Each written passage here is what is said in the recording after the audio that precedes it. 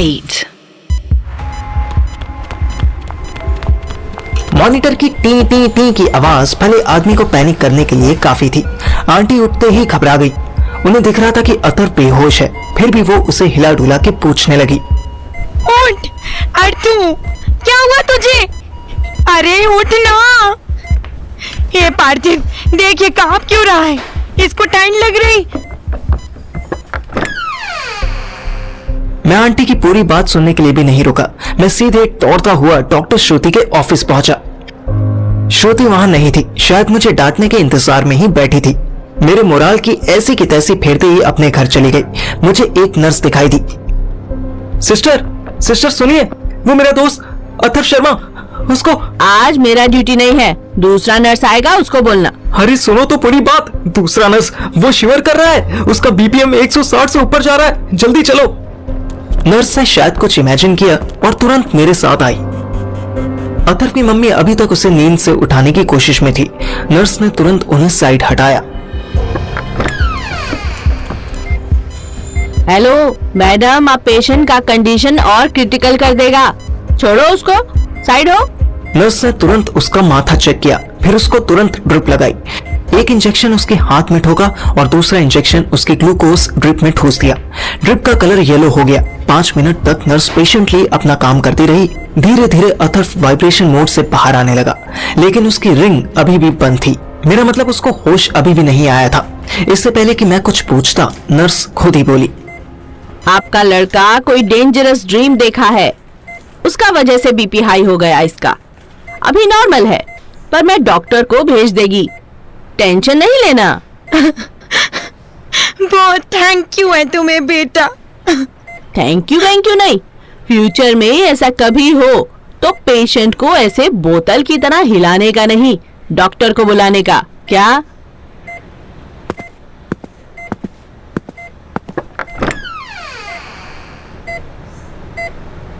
Sunita aunty ने कोई जवाब नहीं दिया। नर्स चली गई। अथर्व का बीपी गिरते गिरते 120 पे आ गया था और गिरना अभी भी चालू था। मम्मी फिर रोने लग गई। आंटी आप रो मत प्लीज, वो ठीक हो जाएगा। मुझसे एक बार गलती हो गई, अब कभी नहीं होगी। अब ये जब तक ठीक नहीं होता तब तक मैं घर नहीं जाऊंगा, प्रॉमिस करता हूं।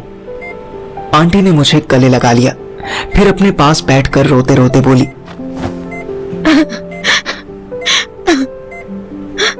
मुझे पता है रे, तू गैर जिम्मेदार कभी नहीं हो सकता। मैं जानती हूँ इसी ने तुझे जाने के लिए बोला होगा। वो डॉक्टर है ना श्रुति, उसको पसंद करता है ये, वो भी इसे पसंद करती है। इसके लिए बावली हो रही थी सुबह, पर मैं क्या करूं बेटा, मैं माँ हूं ना। एक ही लड़का पैदा किया है मैंने, पर बेटे मेरे पास 2 हैं। अब एक बेटा हॉस्पिटल में बेहोश पड़ा हो और दूसरा साथ दिखाई ना दे, तो ऐसे में एक माँ क्या करेगी सोच। खुद को दोष देंगे कि मैं क्यों नहीं रही इसके पास। हाँ, जो गुस्सा खुद पे निकालना था वो तुझ पे निकल गया। उन्होंने फिर मुझे कसके गले लगा लिया। मुझे माहौल बहुत भारी होता लग रहा था। अथर्व शांत लेटा हुआ था। मेरी आंखें अचानक भीगने लगी। इससे पहले कि आंखों से आंसू बाहर निकलते, मैं उठा और कैंटीन की ओर चल दिया।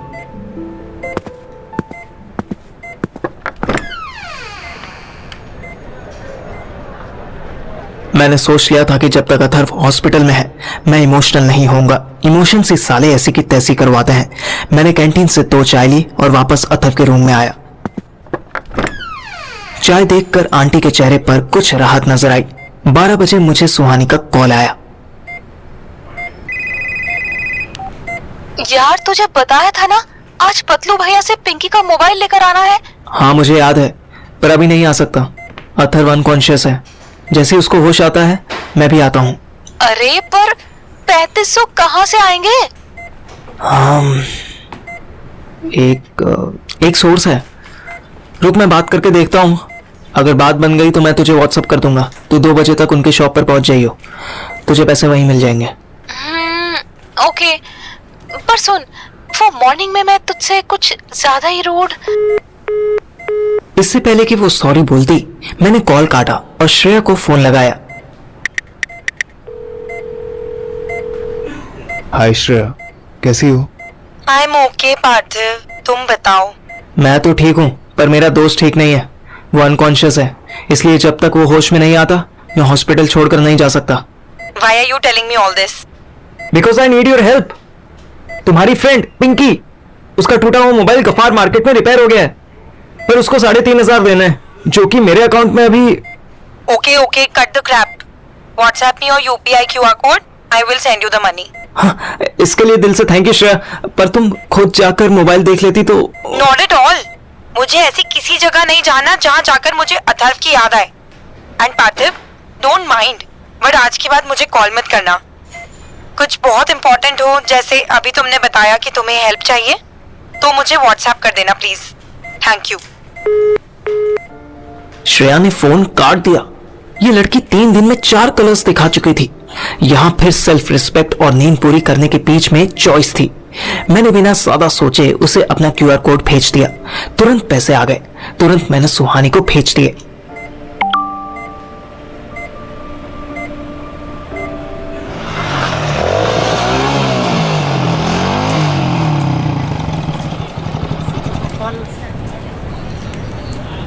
दो बजे सुहानी गफार मार्केट पतलू भैया की शॉप पर पहुंची। हेलो भैया, नमस्ते, कैसे हो? मैं तो ठीक हूँ, तू बता, तेरा फोन हो गया ठीक? ले दा। फोन तो आपने ठीक कर दिया, लेकिन पैसे बहुत ज्यादा बता दिए भैया। अरे एप्पल के पास बहुत नाजुक होते हैं ना। पतलू ने उसे फोन दिया। सुहानी मोबाइल देखने में लग गई। उसे 1 सेकंड के लिए लगा कि पतलू ने किसी को इशारा किया है, पर उसने जैसे ही पतलू की तरफ मुंह उठाकर देखा, पतलू मुस्कुराने लगा। मेरे लिए भी एक ऐसी स्तुति ला दे बहन। लाती हूँ ना, घर पर 3-4 फालतू खड़ी है। कौन से कलर की लोगे, ब्लू या पर्पल? तू तो मजाक कर रही है। सुहानी ने अपना मोबाइल निकाला ही था कि पतलू ने टोका। सुन, तू ना बस 3,000 ही दे दे, तेरे लिए डिस्काउंट। सुहानी ने तुरंत उसको 3,000 सेंड किए और दोनों मोबाइल हाथ में लिए ही अपनी स्कूटी की तरफ बढ़ी। वो स्कूटी पर बैठी भी नहीं थी कि एक बिजली के तार से भी पतले लड़के ने उसके हाथ से पिंकी वाला आईफोन छीना और भागा। ए रोको से, चोर चोर! सुहानी के कहने से चोर को रोकना होता तो भागता ही क्यों। आती जाती पब्लिक ने भी उसे रोकने की कोशिश नहीं की। सुहानी ने तुरंत उसका पीछा करने के लिए स्कूटी मोड़ी।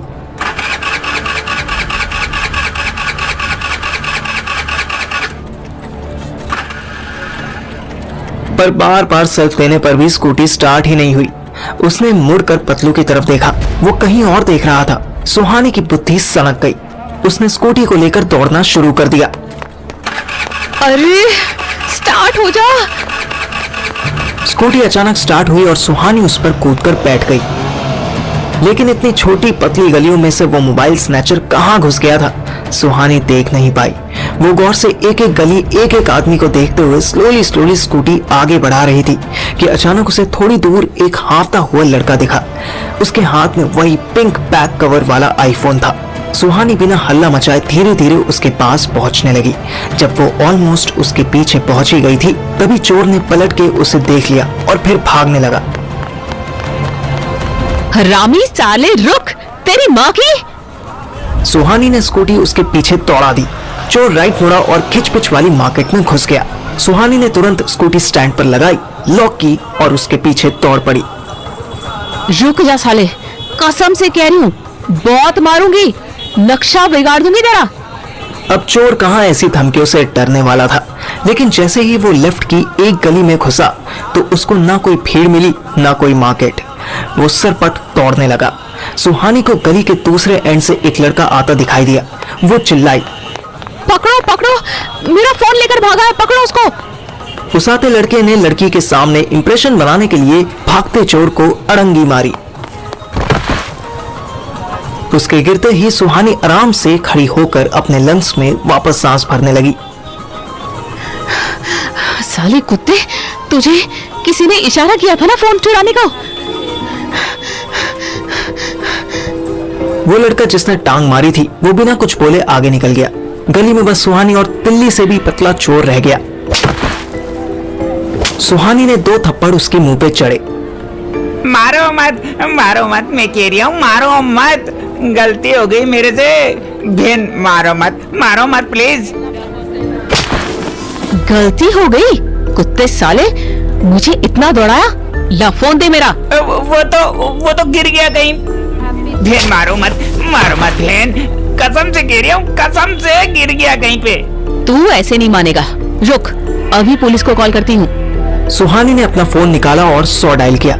इससे पहले कि कोई बेल रिंग होती, चोर ने ये फोन भी हाथ से छीन लिया और दौड़ गया।